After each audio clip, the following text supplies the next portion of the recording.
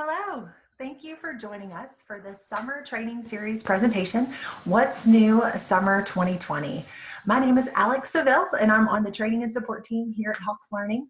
And today we are going to be taking a look back at some of the exciting features and tools that we've released over the past year, including some things that we actually released just yesterday.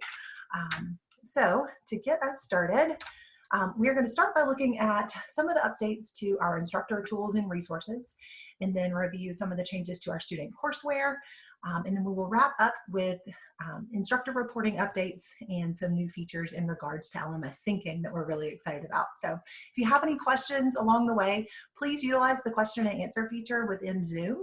It's typically on the right-hand side of your screen, and I will do my best to save some time at the end of our presentation to address those. So please take advantage of that. If for any reason we're not able to answer all of them live, we will be sure to follow up with you directly over email to make sure that all of your questions are answered. So please don't hesitate to add in any questions that you have there, and we will make sure we get those addressed. So to jump right in, we're going to start with some exciting updates to our instructor tools and resources, including a few things that we actually released just yesterday. So first and foremost, I want to mention the edit scores by student and edit scores by assignment page. If you've used Hawks before, you're likely familiar with this area. These are two views that you can use to either enter scores for paper assignments, participation grades, things like that, but can also be used to edit scores that are automatically calculated by Hawks. So on this page, actually both of these pages, we've now added the ability for you to see a student's overall grade percentage. So in the screenshot I'm sharing here, this is showing the edit scores by assignment page, where you're seeing all students for a given assignment and their overall grade percentage. If we were looking at edit scores by student, that percentage would be listed at the top, just to the left above the table. We're hoping that this will be helpful as you are looking to identify outliers in your grades, but also make it much easier for you to see the impact of editing a score for your students. Another exciting release yesterday is the ability to shift multiple visible on dates at once. So if you have used our shift multiple due dates feature, you're likely familiar that what that does is push forward all of your due dates at once, a given amount of days. So it's really helpful between terms, so updating fall to fall or even fall to spring, to push forward all of those dates into the next semester. And so if you are also taking advantage of our visible on feature, which restricts students' access to access those lessons until the date that you specify, using that shift multiple due dates button will also shift the visible on dates for you. So hopefully this will save a couple clicks for those of you that are using this feature. Again, this is under the Assignments tab, under Lessons Due Dates, and the button here on the left, Shift Multiple Due Dates. All right. Earlier this year, we also updated our lesson builder. So this is the tooling underneath, if you're editing the curriculum for your course, we call it lesson builder. The functionality is largely the same, with some exciting new enhancements and features for you. The layout got a refresh, but the question bank is still there on that left-hand side in the assignment that we're looking at, in this case, lesson 1.3a, showing there on the right-hand side. Some of the things that we updated here in this new layout, we did add a search bar so that you can easily find question types by keyword if you'd like. You can also sort those columns in the question bank on the left-hand side, either by objective or difficulty level, or either whether you have assigned it in a lesson or not. So by occurrence, you could sort by any of those options. But a couple of the exciting new pieces of this is that you can now pull content from any chapter or lesson into any other chapter or lesson. So if you're looking to add in some review material from the previous chapter into a lesson, you can do that. Lots of customization options there and kind of applications for that feature. But you'll notice there in the top left side, in that question bank area, it's outlined for you there. We're looking currently at chapter 1, lesson 3.a, but we could change that chapter or that lesson number to view other content and pull it in here as well. Another exciting update to this is that Course administrators now have the permission to change a lesson name for the entire installation. So it would be something that you would likely want to discuss as a department, but does add some exciting customization options for you and your colleagues in terms of how lessons are named for your students. So that is located in the image that I'm showing in that settings wheel in the top right-hand corner. Would allow you to change the name for this given lesson. One of the other features in that settings wheel is the ability to customize the Learn screens. So the lesson builder customizes Practice and Certify within our mastery-based lessons, but you can also customize what's in Learn. So by default, the Hawks content is shown in that portion of each lesson, but you'll see here you do have the option to hide any pages that cover content that you're not using. You can replace any pages if needed, or add notes to existing pages. So you'll see here in the image I'm showing, there are simple checkboxes at the top to customize if you're looking to replace or hide screens using the editor there at the bottom, with a number of formatting features to be able to display the information that you're looking to share with your students, whether that be images, tables, a simple note reminding them that this will definitely be on their test, things of that nature. But you can also embed content here that's hosted on the web elsewhere. So that's what I'd like to show you. So you can embed all kinds of things, whether it be images, GeoGebra or Desmos graphs, Google surveys, Google slides, videos, a number of different resources can be embedded directly into this area of our Learn screens for your students to have that easy access and customization of your course. So I'd like to show you today actually the steps to embed a video so that you can see what that looks like and how easy it is. The steps are fairly similar for images, Google surveys, other resources as well that are hosted on the web. So the steps are fairly similar. Your training and support rep would love to help you as well if you have any specific questions about how to do this. But I want to just give you a brief overview of how to embed a video. So in my example, I'm going to use pulling a video off of YouTube. The first step is just to locate and copy the embed link from the site that's hosting the video. In YouTube, that's under the share button. That's a common place for the embed information. So if you're looking for the share button, which again, in my example on YouTube is towards the bottom left of the video. So upon clicking share, you get the pop-up here shown on the left, kind of an initial options of how you might want to share that video. The first of which is pulling out the embed link. So upon clicking embed, the pop-up changes to what's shown here on the right with the actual embed link and what that image is going to look like for you. So from here, you simply click copy in that bottom right, and it copies it into your clipboard for you. So then step 2, we're going to go back to Hawks and open up that Learn Screen Notes editor. So again, under Curriculum, which is on the Assignments tab, opening up the lesson that you're wishing to edit, and then under the Settings wheel in the image shown, we're selecting Open Learn to open up that editor. So again, the area that you will enter in that customization is there at the bottom. And for embed links, you're going to simply click Source, copy, paste, or paste in the embed link that you copied, and then click Save Changes in the top left. In my example, I also use the formatting options here to center the video, which is really easy once you've copied it into that source area. But then, as you can see here, it will display directly on the page for students. They can play it within that window. Most applications also have the ability to make it full screen, but it integrates it directly into the content so that it's easy to utilize for your students and can really customize your content. So if there are videos that you find yourself referencing a lot, this can be a great option to go ahead and just have those right there for your students. I work with a number of instructors that are amazing and make a ton of their own instructional videos that they post somewhere online, whether it be a private YouTube channel or otherwise. Those could be embedded here as well. So a lot of different options to really customize your students' experience in our mastery-based lessons to tailor them to your specific course and your specific students. So the updates that I've shared here in terms of our lesson builder and Learn Screen Notes are really focused on the lessons. We've also made some updates for you in regards to WebTests. So for those of you that may not be currently teaching with us, WebTest is what we call our question bank builder where you can pull questions from our system and build either online tests or quizzes or practice assignments, really anything that you're wanting to give online using our bank of questions or your custom questions can be done in our WebTest builder. So one of the features we released earlier this year is our beta version of Show Work. And so what this does is allows you to enable on the question level the option for students to further explain how they came to their answer. So you'll see here, this is showing you what it looks like for a student. So it just adds a text box there at the bottom. They do have some formatting options. In this initial version, it is text only for students. So basically, their options are limited to what's on the keyboard in terms of what they can enter there. So we're excited to expand this tool out in the future, but right now it is something that you can enable on the question level and utilize in your courses. So it does not affect the grading.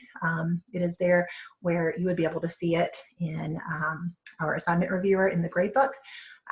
So I have some instructors that have chosen to hide the grade until they've had a chance to review what their students have put into the show work area.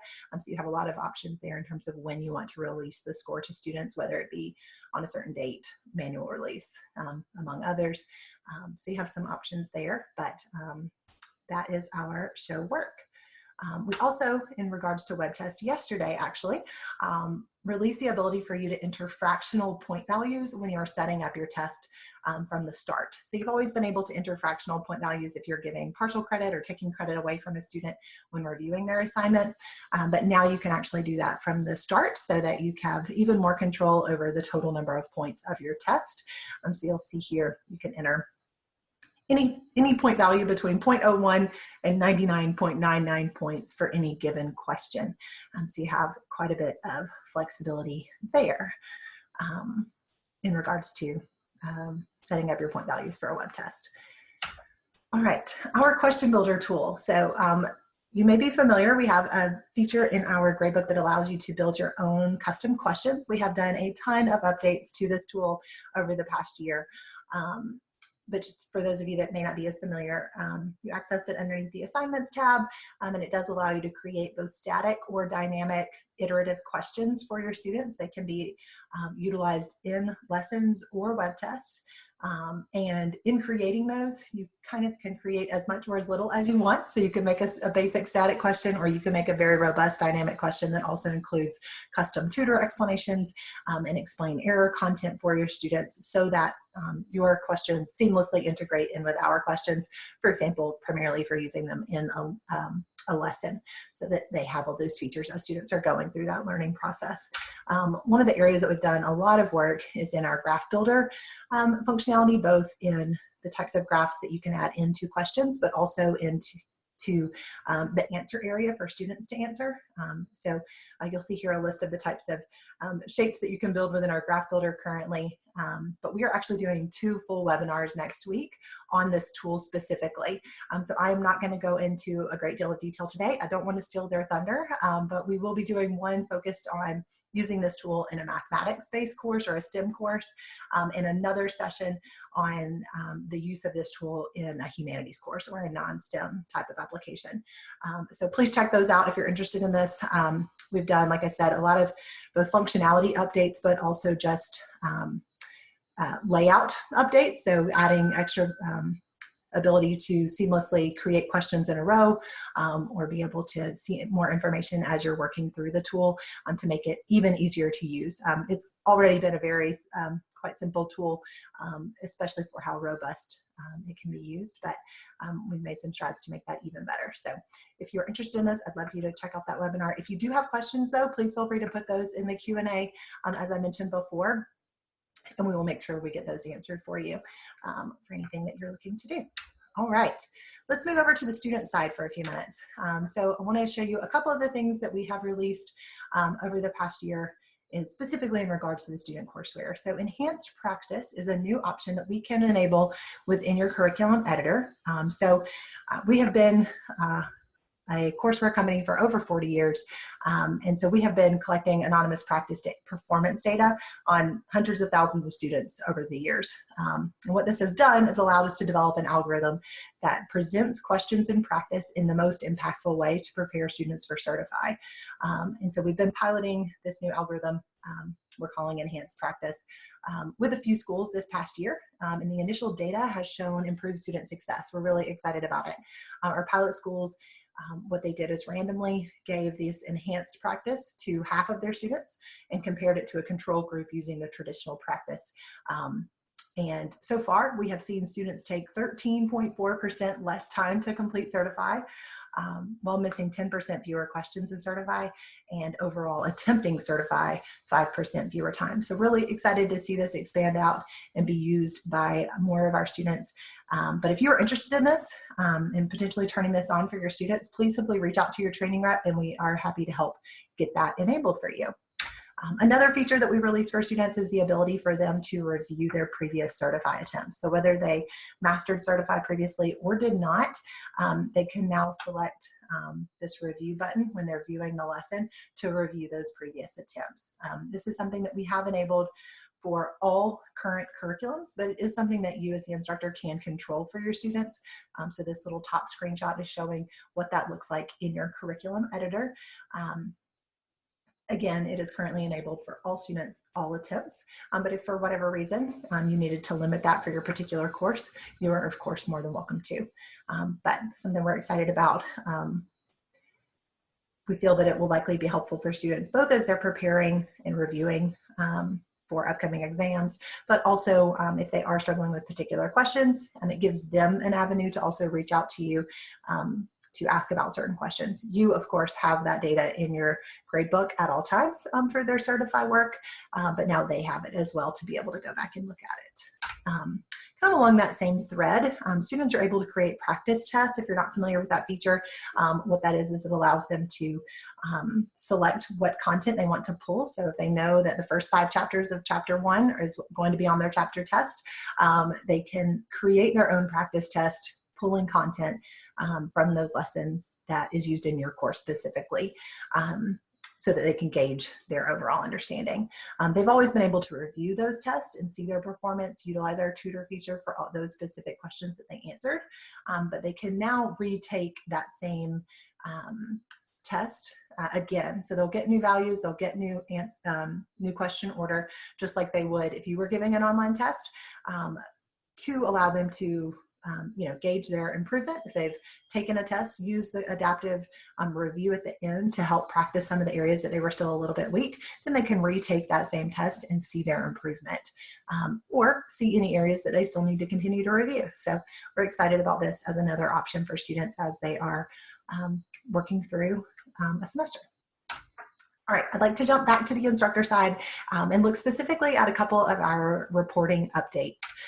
So if you are currently teaching with Hawks, you likely noticed over the past year, we pulled out some key reports on our reports tab. So you'll notice here at the top, there are 4 reports that we really see instructors use most often. So we pulled those out at the top for you to be able to access more easily as you're working through your semester.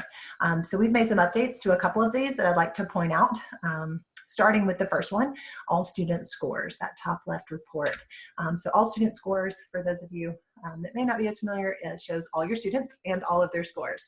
But what we've added here, so there's a show view settings option where you can further customize how this displays for you, but we've added the option there to show the student's last login date. So again, it adds a column for you of your student's last login, which can be helpful as you're trying to evaluate, why a student might be struggling or not. This data also is available in print or export grades as a checkbox there as well to enable. So can be helpful for quick reference, but also if you're having to report to financial aid or to your department on your student's activity, this easily compiles it for you in terms of their last activity in Hawks. You'll notice here on the screen under the final grade column, we've also actually yesterday updated our first graphical display of this overall data in this report. So we're really excited to be able to present this to you in a couple of different ways. So when you click on that little icon, you are presented with 3 different graph options. So you'll see here there's little toggles on the left. This is showing a screenshot of each. So the bar chart that pops up initially shows you your total number of students in each grade letter category. And again, our grade letter categories are customizable to you. So those can be tailored to your course, but it breaks your students down into each of those groups. The pie chart then shows the percentage of students in each of those categories. And the last statistical analysis tab shows the data in terms of average scores, median scores, as well as standard deviation, among others, as you can see. So the graphs here are also printable and exportable as both data or images. These are also reactive to your size and selections. So for example, in the pie chart, you can select to remove a group of students from the evaluation. So for example, maybe I might want to exclude out my students that have a 0 because they've never attempted anything in my course, and then see how the remaining students are distributed among the groups. So you can click on them to remove them out of the evaluation. So a couple customizable options there as you're viewing the data. So again, this is the first one that we've done. We're excited to see where this goes and how it might be able to help you as you're facilitating your course. So the next report in that key reports list is our detailed student grades report. It got a refreshed presentation earlier this year to hopefully make this even easier for you to use for your students. We also added the ability to access assignment reviews directly from this page. So you've always been able to do them under the actions column on this page, but to save you a click now, clicking on the assignment name as the arrow is pointing to on your screen will open up those assignment reviews. So in this example, if I were to open up 1.1, it would show me Renee's all of their attempts of 1.1. Again, it's still available under the actions column, which has moved to the right-hand side of the screen, but wanted to just save you a couple clicks. If you're not as familiar with this report, it is showing one student in all of their assignments and completion work. In the top right-hand corner, you can email a student directly from this report. You can transfer a student. So if you're using our courseware in a modular emporium and the student needs to move up to the next set of modules, you can transfer them directly from here. You can also view their lesson activity, which would show you their corresponding time data in terms of where they are spending their time in Learn, Practice, and Certify for each of the lessons that are assigned. So you can see that quickly for each student from this report as well. A couple different options there. The last report that I want to touch on is our assignment reviewer report. We released this probably just over a year ago, but pretty close to the mark, where I wanted to do a quick reminder for you all of the resources that you have within this report. It essentially gives you a bird's eye view of your course so that you can then access all of your student assignments from one location and drill down into any more specific data for you and your students. So you can view this for lessons and web test reviews from that one, as I mentioned, consolidated location. It also allows you to filter based on whether it's attempts, time spent, when they completed it, all those kind of features to be able to review your students' work. So again, by default, the screen I'm showing now is the student by student breakdown for a given assignment. You can toggle between assignments from this page, and again, sort by any of these columns that you're seeing here, so by time data or attempts. You can also toggle there in the top left, you'll notice there's an analytics tab. If you move to analytics, it gives you a graphical display of your each of the questions within that given assignment and your students' performance on them. The table at the below will also allow you to sort by those percentages, correct or incorrect, or see the average time spent on each particular question. For any that your students may be missing at a higher rate, or otherwise, you can always click on the question number to see what question type that was. It'll give you an example. This page purposely doesn't have any student-specific data on it, so you could actually pull this up in class if you wanted and work from this page to say, hey, it looks like 40% of the class has missed this question when they attempt it. Let's take a look at it and work through it together.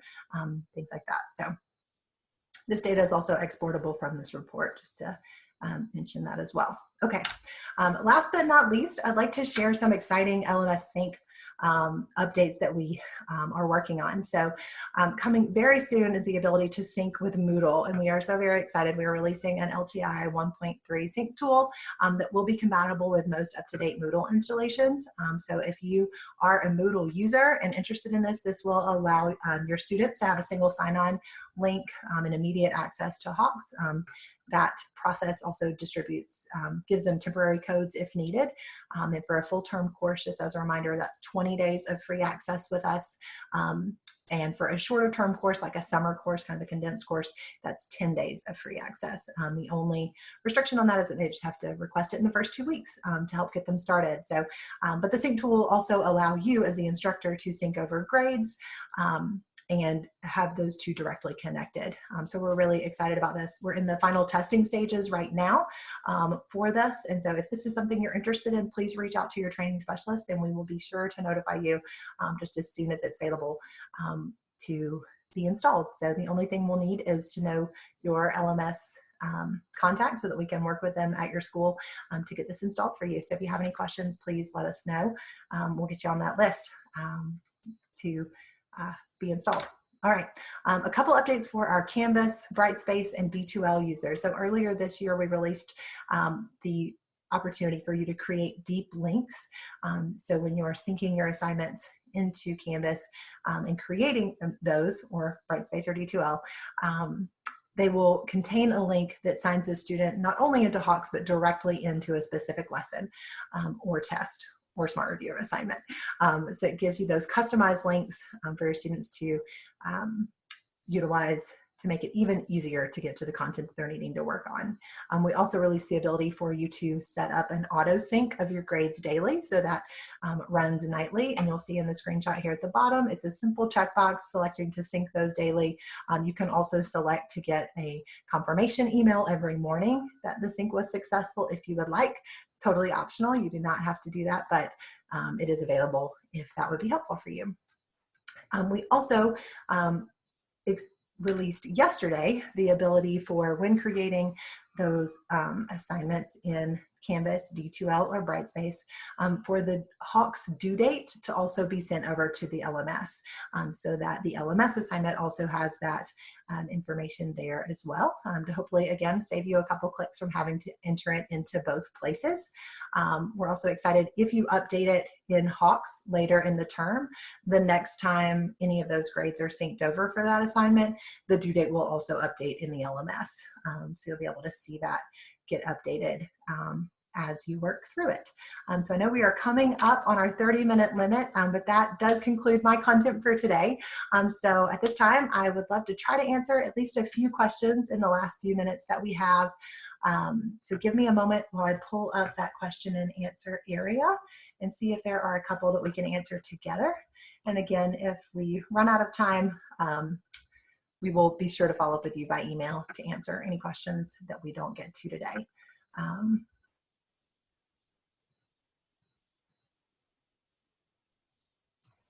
All right, great questions, guys. So the first question is regarding the Learn Screen edits. So being able to move content around or add to or replace our Learn Screen pages, and whether or not we are planning to be able to add additional lessons versus currently utilizing what's there and customizing that to your needs. So that is something that we would like to do. We do not have a timeline on that. It is a much larger scale project.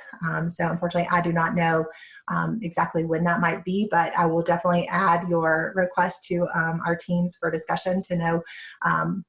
We love feedback and knowing what would be helpful for you all. So thank you for sharing that. I will be sure to share that with our development teams to know that the need is there to be able to do that. In regards to giving credit when you are adding links into our system. So the link would maintain that that came from YouTube. There isn't a requirement that you also add in, you know, maybe the source below it. You certainly could do that. There is a line indicating that it is customized material for your specific school. So I think probably the requirement there would be on up to each individual institution in terms of what is needed in order to properly cite those sources.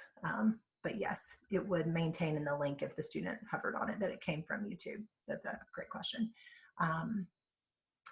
The show work, the question was asked if students are forced to answer the show work. It is not currently a requirement to submit the question because it is not currently included in the grading of the question. So it shows, it doesn't indicate to the student that it's optional necessarily, but there isn't a requirement to force them to enter a robust explanation to my knowledge. I can double check on that and follow up with you just to be certain that there isn't a way to make it required, but I believe it is currently optional in our current version. And we are at 12 o'clock, so I apologize. We do have a handful more additional questions in here, so I will be sure to follow up with you individually with those. But I want to thank you all so very much for joining us today. If you do have any additional questions that you haven't had a chance to put into the Q&A yet, you can reach us at training@hawkslearning.com or contact your training and support specialist directly. We would be happy to discuss any of these features further, how they could be utilized in your courses. And as a reminder, we're always available for one-on-one or group training sessions as needed for you and your colleagues. So please don't hesitate to reach out. We'd love to do that. So if we can help you in any way, please know we're here. And in closing, we will be sending out an email with a link to this recording of our discussion today, as well as all of the summer training series webinars that have happened so far, so that you have easy access to those. But again, thank you so much for your time, and I hope you all have a wonderful day.